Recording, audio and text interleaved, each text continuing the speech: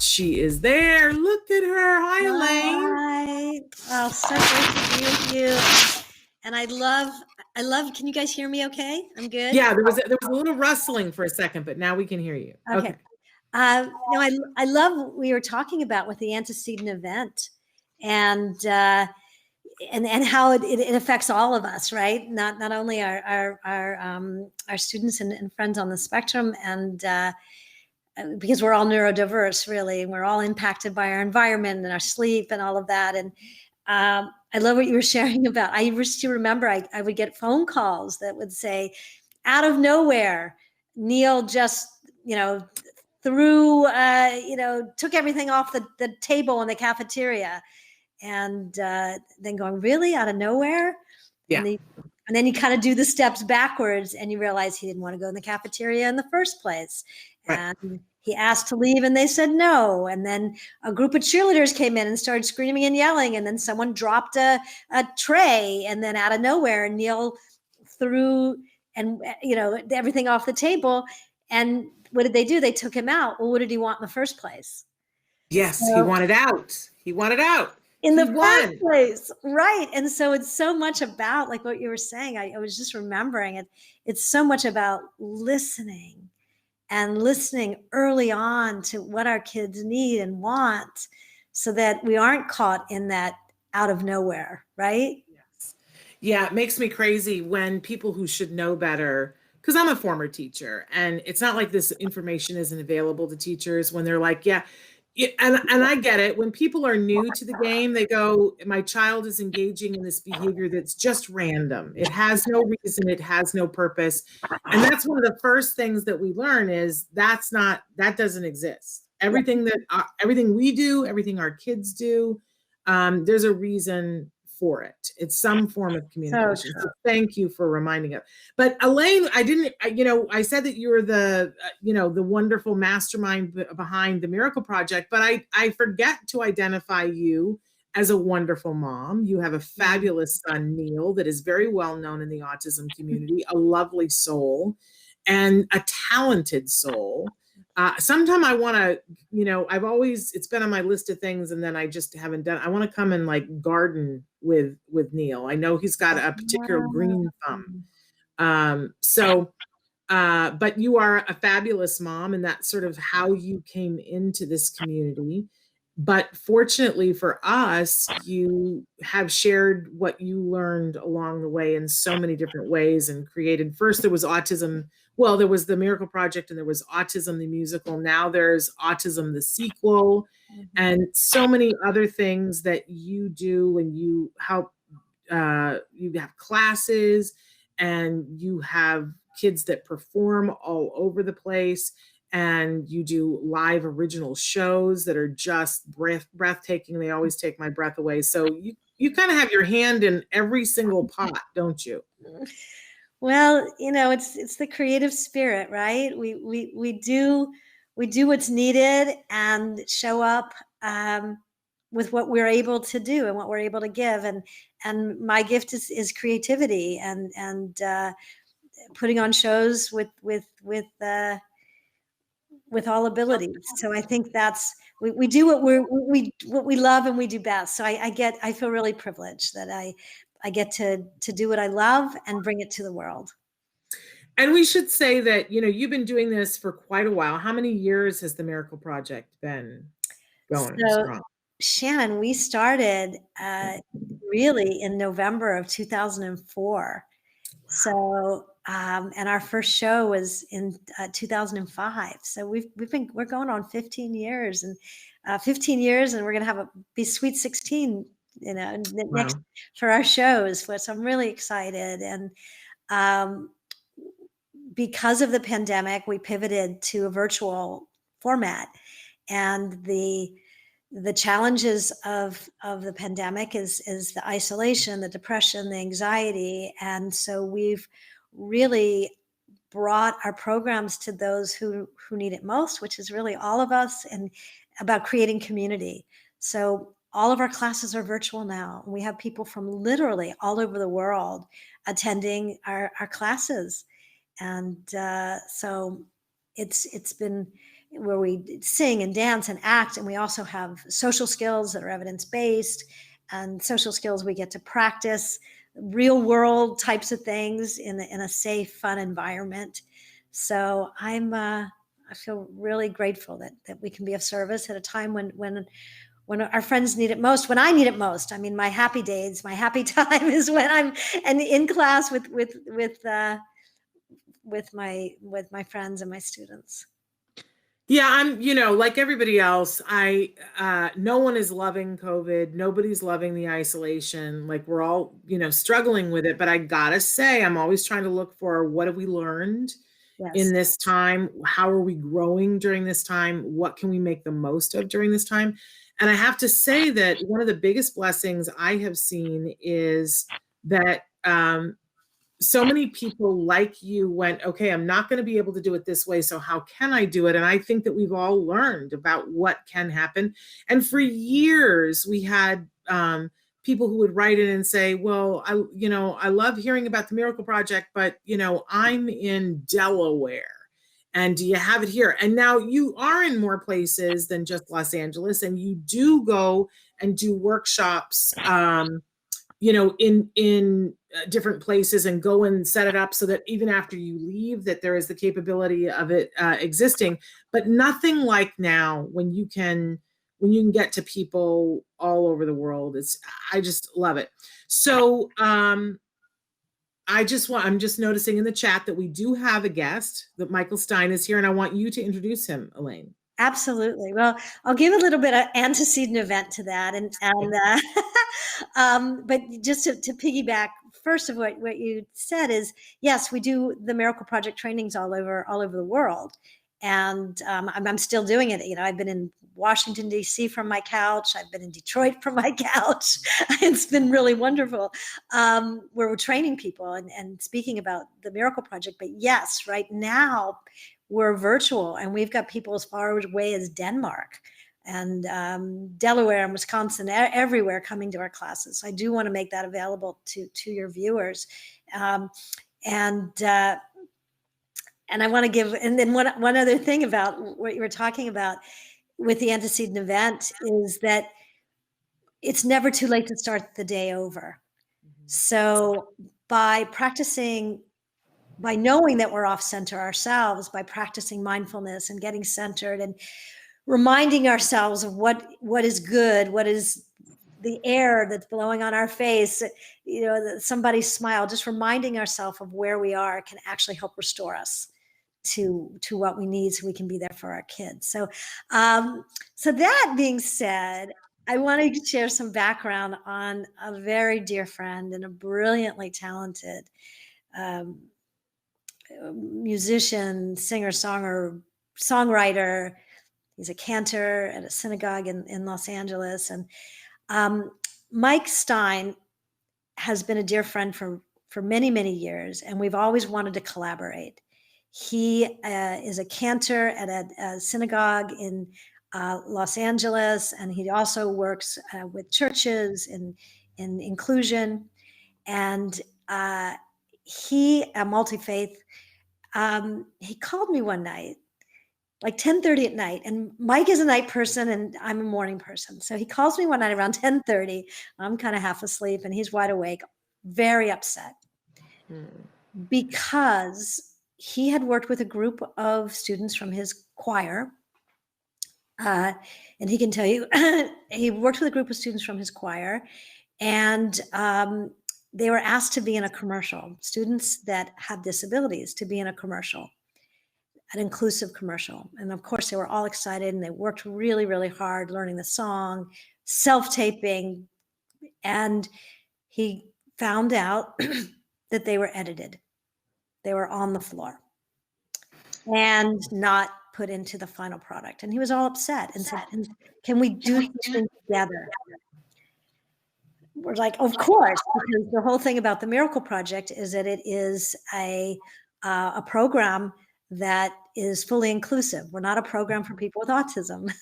Right. We're neurodiverse. We have everything. Or I like to say, anyone who gets kicked out of any other program is what the Miracle Project's about. So of course, so Mike and I started to work together on a song, and that really celebrates diversity, celebrates inclusion, celebrates belonging, because that's what it's about. It's not about including somebody. None of us want to be included. It's about belonging and knowing that we're all one. We're all one.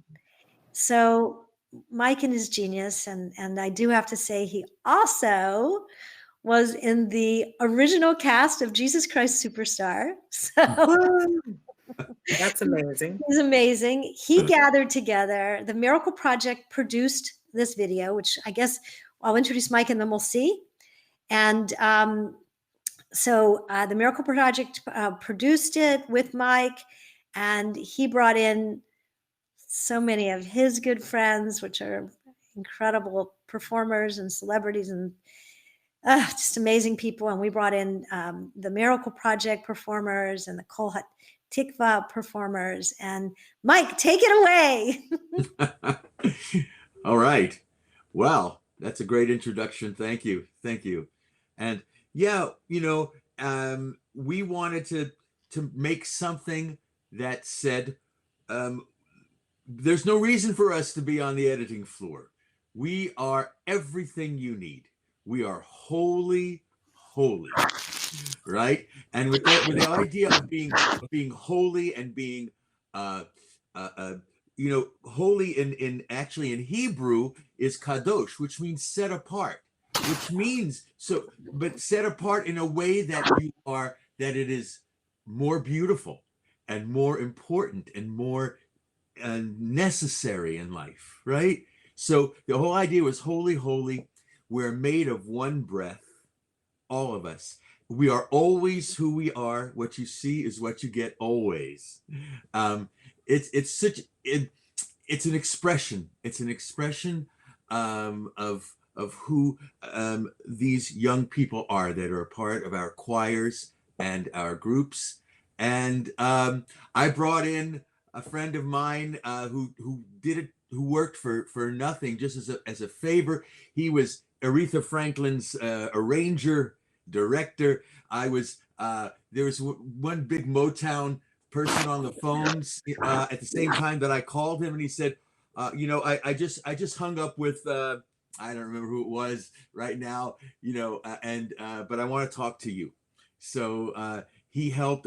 I had a friend who was from Charlotte Crossley, who was in Jesus Christ Superstar with me in this early 70s, and she came on and sang, and it's a beautiful, beautiful project, and it just shows everybody together. Peter Yarrow, who is my friend from Peter, Paul, and Mary, is part of the program because he felt it was really important to talk about inclusion and to show everybody included and belonging. And I've got to tell you, when I taught the song to our neurodiverse youth, they just love it. They just love it. It just rolls off their tongues. And that's the most important thing. They enjoyed doing it, and that was important.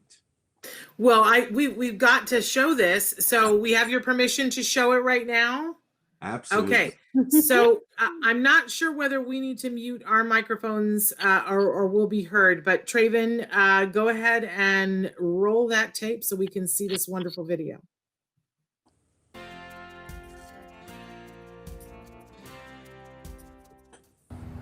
Love is the most important thing that God created, and we see that in His breath.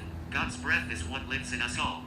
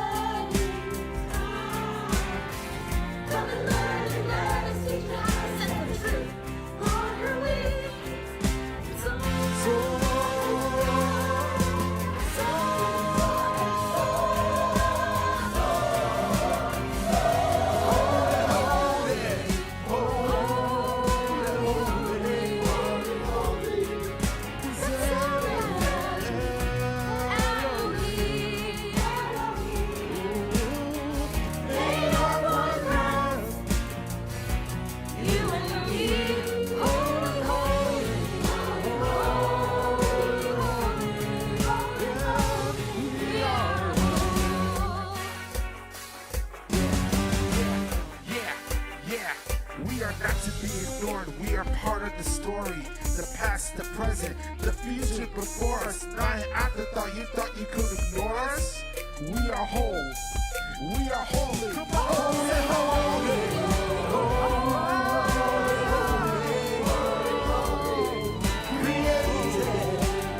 That's right.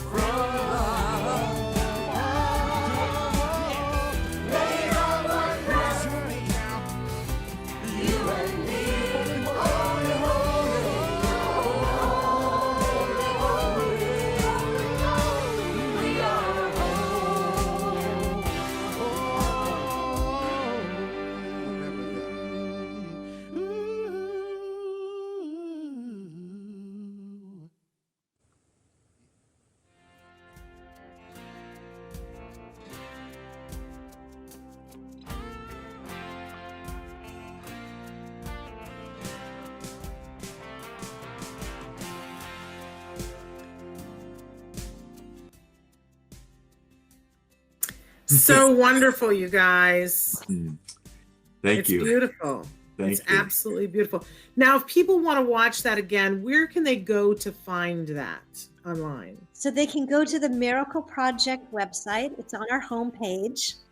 And please watch it, share it. It's our statement of love that the world needs now more than ever. We've received comments from people saying that they with all the everything that's happening right now in the world, that they needed to see this. So we've gotten from therapists, doctors, attorneys, performers, everyone has said, just shared how this has touched them. So please come to our website, please share it and comment on it. It's a YouTube video that's available for free for everyone. And we've had it shown in synagogues, it'll be shown in churches. And I want to say, in honor of Disability Awareness and Employment Month, that all of the performers are getting paid for their performance.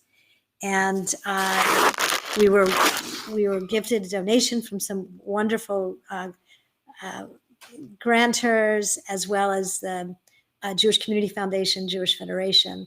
So everyone, all of our performers with and without disabilities were paid. And as Mike said, he gave his time, and also HB Barnum donated his time 100%. So what an amazing thing. And I particularly love that it sprang out of something that was disappointing, because that is truly how we move forward. And for me, it's the lesson that we all need to be aware of. Things don't always go how they should. Yeah. Things don't always go as we would like them to be. People are not always their highest selves. We can't control that. But we've been talking about antecedents earlier today, but we can also talk about consequences, which are reactions. And it is not as much of what other people do, but how we react to it. So Michael, I love that instead of, just getting depressed or angry about the fact that the work that you had done with all these young people was on the cutting room floor, you decided to do something that really has the ability to change the world and change hearts and minds. So congratulations to you for setting that example for all of us. Thank you. Thank you so much. It's a really wonderful thing. So and Mike and I are now being asked to speak now all over. We share the video, and we're speaking, and we're bringing our performers to share about what it means to really belong rather than to just be included. So if people were interested in having you guys speak and having some of these young people come and speak at their church, their synagogue, their group, how would they go about asking you to do that? Yeah, they can just come to the Miracle Project, admin@themiracleproject.org. Okay. Or just come to our site. Just come to our site, themiracleproject.org, and there's a form, and you can just say, request for Elaine Hall and Mike Stein for the panel. Yeah, absolutely. Yeah. Yes. I mean, what a wonderful thing, because it cannot be understated how much we all need I can't be overstated. I don't know which one I want, but how much we all need connection right now. And a lot of the resources that people had kind of went away during COVID, but people are getting hip to the fact that they can do a Google Hangout, they can do a Teams meeting, they can do a Zoom meeting and have a guest like you guys come in and speak about this and lift everybody up. Have an excuse to get together, talk about things that are positive and connect with each other. Our communities need this so badly now in so many different ways. And, you know, what I think for a lot of the people watching, whether they themselves are on the spectrum or they have kiddos that are on the spectrum, and seeing the abilities that we saw in the video of people who were shining in their, you know, standing in their light and shining. If somebody says, okay, well, I want to be able to do that, or I want my kid to be able to do that, as we said at the start, you have classes, that's a great way to get started. So how I know they can go to the website, but give us a little bit more direction on what they would need to do. Okay, well, something fun for tonight. We're talking about traditions and changing traditions. We have a Halloween party tonight. And it's a Zoom Halloween party. So that's the first way to get to know us, because we'll be doing the Monster Mash and singing and just having a blast. And it won't be scary, because I know some kinds of Halloween things can be scary for some of our kids, but it's not going to be scary. It's going to be fun. So that's one way to get to know us. What time is that, and how do they connect, and do they have to register? Give us the whole. Yes. Come and register. Again, it's right on our website. So come and register, and we'll send you the Zoom link. It's free. What time? It's free. It is at 4:30 Pacific Standard Time. Okay. Because I know somebody was asking me about it yesterday. You know, I can't read the. It's so small, Traven. We can't read it. What time does it say? I'm so proud. I apologize. It says 5 5 p.m. We were 5 going p.m. back and forth. 5 p.m. 8 p.m. Eastern time. So it's 5 p.m. West Coast, 8 p.m. Eastern, and don't ask me to do Central. But so come and join us. It's going to be so much fun. We're really jazzed about that. And then our classes. So we have social skills classes for different age groups. And then we have our musical theater classes for different age groups, and a professional level class for those who are seeking employment in the entertainment industry. So we have all different levels, but the best way is just come on our website, go to the info@themiracleproject.org, and we will respond right away. And Michael, I'm so glad that you were able to join us. I got to know, how did you and Elaine meet? We go back a long, long time. Her father of blessed memory was a very dear friend, her father and her mother. And we've known each other since the early 70s, I guess. A long time.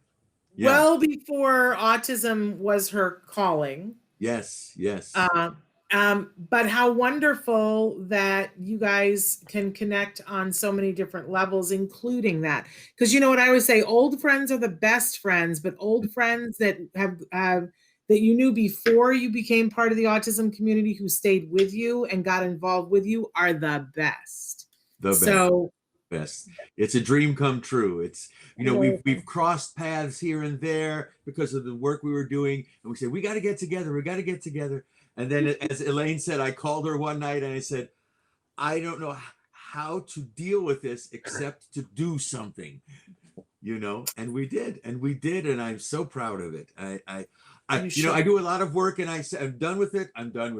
I watch this over and over again. Every time I see it, I see something new and exciting, because to see, you know, this, you know, like Peter Yarrow and all of my friends coming together and wanting to be in this same video, standing right next to, they're not standing, but they're, you know, placed right next to each other.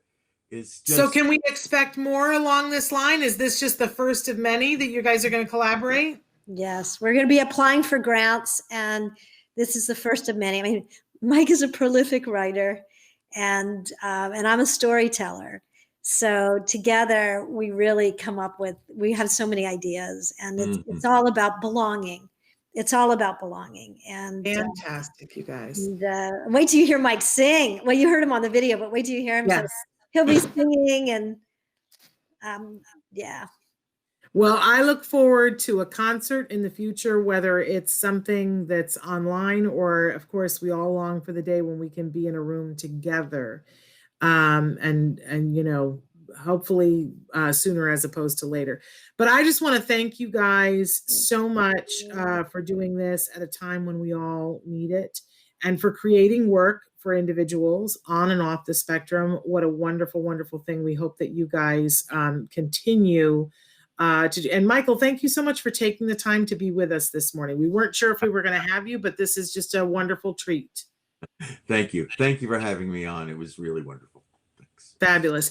And if you guys don't mind, we have a bunch of questions. If you guys want to stay, they're questions about autism, not as much about your project.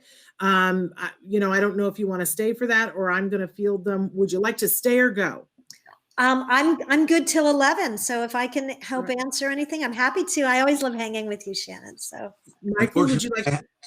I have an appointment at 11, so I've got to go. Well, thank you for being with us. We really appreciate you. What a wonderful human being you are, and so glad you're a part of our community. Thanks. Me too. Thank you. Right. Bye-bye. Bye. Yes, big hearts. Okay, so I'm so glad that Elaine is staying with us. I just wanted to get to, especially there's one question here, and I'm sure that both Elaine and I, as moms, will have some memories of this. Somebody wrote in and said, my daughter is 32 months and is on the path of recovery. And we'll talk a little bit about that term in a second, because people have different reactions to that, but I want to honor what you put here. And mom says she has joint attention, imitation, social play, gestures, toy play, attention span, but I still feel that there's a gap socially as she's not initiating. And she wants to know, I'm assuming, I don't know that that's mom or dad. They want to know, will initiating interaction come through time, or does that take stages?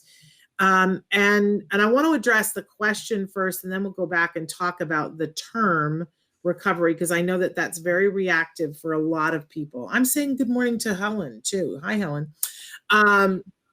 So, you know, I'll tell you what's hard for me. I'm not good at math. So when somebody says 32 months, I have to like take off my shoes and count. Like I have to figure out like how old is a 32-month-old? But is that a 3-year-old? Am I wrong? Almost 3. Okay. I'm really not a math person. But I just want to say, and I can't wait to hear what Elaine says, that one of the things that's hard in the autism community, because our children will develop at a different pace, maybe than the chart that we were given, or the chart that's in our head of kids that we've known before.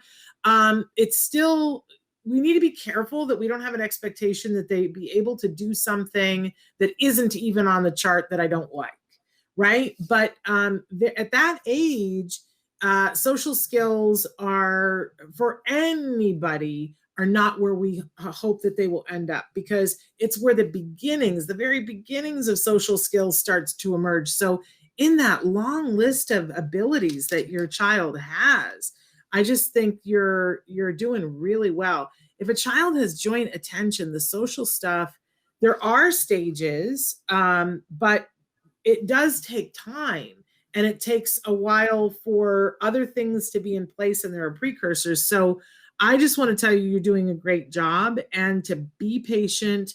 I love to recommend the skills curriculum, skillsforautism.com, that if you want to see like sort of what the stepping stones are, but it's going to tell you at that age that they shouldn't be able to do a lot of things socially. And the fact that they're not initiating socially is, I know, of concern to you, but it'll come in time.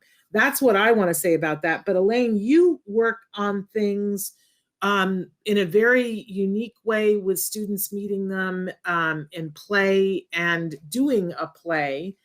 You've seen a lot of this, and as a mom, I'm sure that you have seen this. What words of wisdom do you have for this parent? Well, I think I want to echo what you said, Shannon. I want to applaud remind me her name again is, Well, the person, their name is Nature Love. okay. Well, I want to applaud you for the wonderful way that you're seeing your child and what you're valuing, and the fact that your child has come so far at such a young age. So first I want to applaud you. Then also we always want to, what I was taught early on is never to compare my son with another child, but to only compare him to him.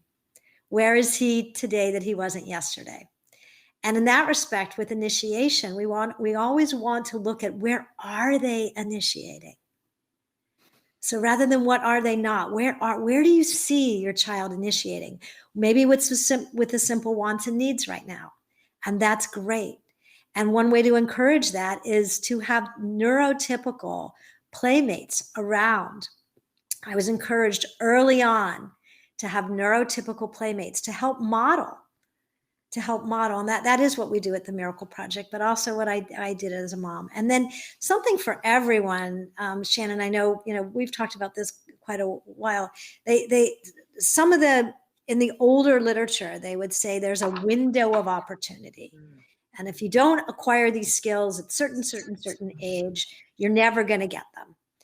Well, I want to share with you what I learned from one of my mentors, Dr. Stanley Greenspan, and I interpreted it this way. He told me that a 70-year-old can learn to play guitar. So the brain is always developing. So I gave my own window of opportunity, which is there are a skyscraper of windows.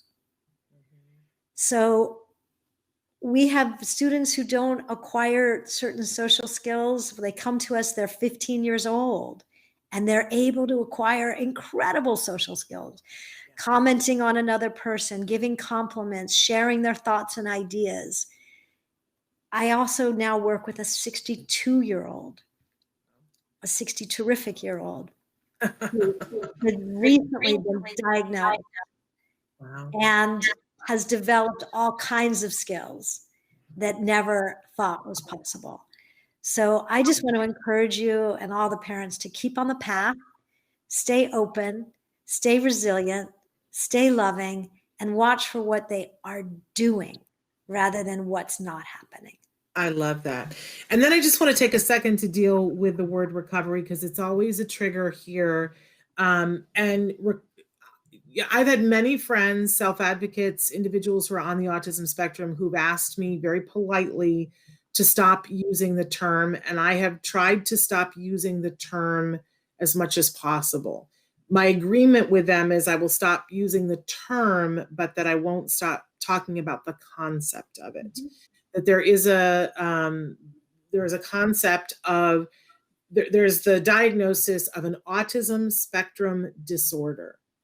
And that's a very specific thing. And in order to get that diagnosis, you have to meet certain criteria. You have to have, these three things, and you have to have them present in your life to an extent that they prevent you from doing the things that you would want to do, that you personally would want to do, right? And that you would need support in order to live your life to the extent that you choose to live it. So that you qualify for a diagnosis of a disorder when you have that. We have seen over the years that individuals with a whole lot of treatment and with a whole lot of support can get to the point where they learn skills to the point where that is no longer true for them. That they go to an independent person, and where before it's documented that they did qualify for a diagnosis, now they no longer qualify for a diagnosis of autism spectrum disorder.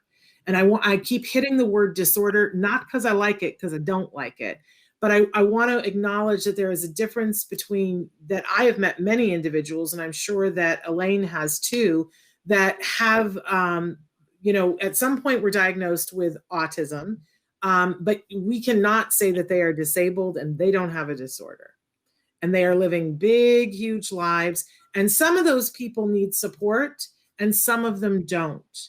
And so at the Center for Autism and Related Disorders, they consider a person to be recovered. And again, I'm going to use those I want a better word, and I hear that we need a better word, but I don't have another word right now.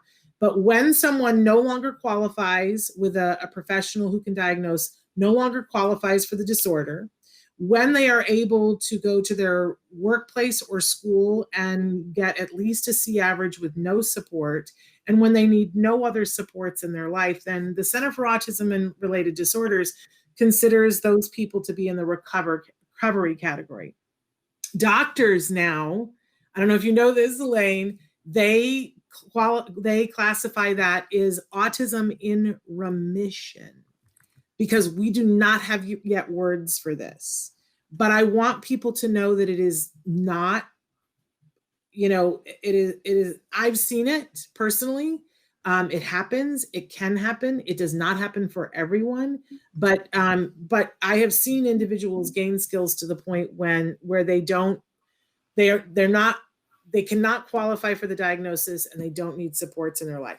Their brain still works in this wonderful, beautiful, unique way, and processes information in a different way. Nobody has changed them. I want to make sure that we say that, but no one would call them disabled, including themselves.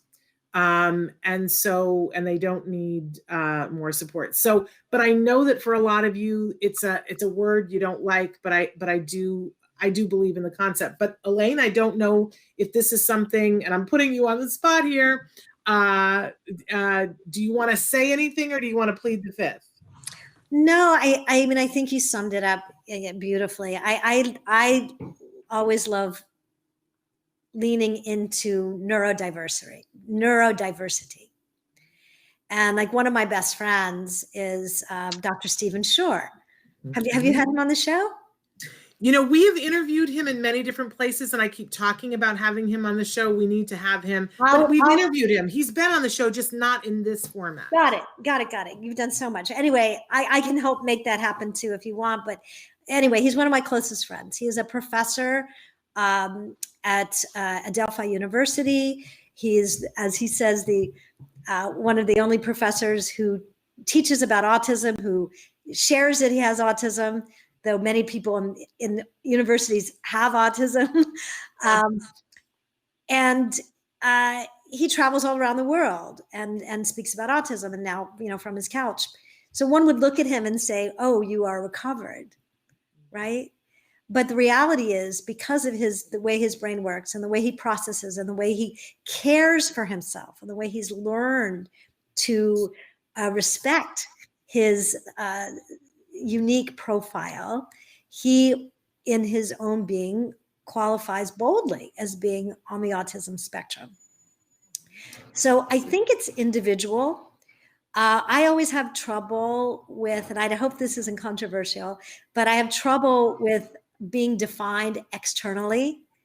And I mean, I'm neurodiverse. I have high sensory sensitivities. We've talked about this, Shannon, in different ways before, but I think each person has the right and the obligation to define themselves in whatever way that they believe. And if allowing others to know, listen, I have a sensory processing challenge and I need learning how to advocate for yourself, no matter what your ability is, helps you. And I think that's one of the keys that those who test off the spectrum now have learned.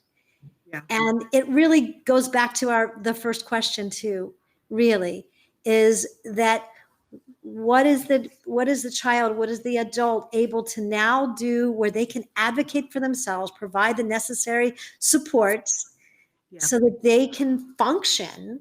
They have the ability that is not a disability. And then it goes back to the other thing, and I've written about this quite a bit, is that we all have strengths and challenges. Absolutely. Wow. Which leads me to, I don't know if I've told you this. Do you know who's on a week from today is Barry Present. One of my closest friends. Wonderful. And so he will speak very efficiently and effectively to this. He is the author of the book Uniquely Human. So yes, and so we've gone over, but I think it was Okay. for a good cause. Thank But you. so thrilled to have you here today, and thank you for having Michael join us and give him our love. But thank you so much. And just reminding everybody, this afternoon, Halloween party, make sure that you go to themiracleproject.org and register if you or your child would like to go or your teen or young adult would like to go to that Halloween party. It sounds like it's a So gas. it's fun. Wear your costume. There you go. Halloween it up. Whatever. That's right. Okay, we are back tomorrow. Tomorrow is our Halloween show. And if you've watched over the years, you know that Nancy and I like to do up Halloween. Nancy Allspaw Jackson will be here. And somebody is saying, thank you, Elaine and Michael. I can't wait to share your song, Teach the Talent event at the ADF Israel Congregation in Toronto, Canada. How wonderful. That will be wonderful. But don't forget, tomorrow, be here to see who Nancy and I dress up as Halloween. I hope we can pull it off. It's good. I can't tell you. I got to see that. And we're right now we're yes, I got to go too, but we're back tomorrow. Until then, give your kiddos a hug from me and one for you too. And tune in tomorrow. You won't want to miss it. All right. Bye-bye for now.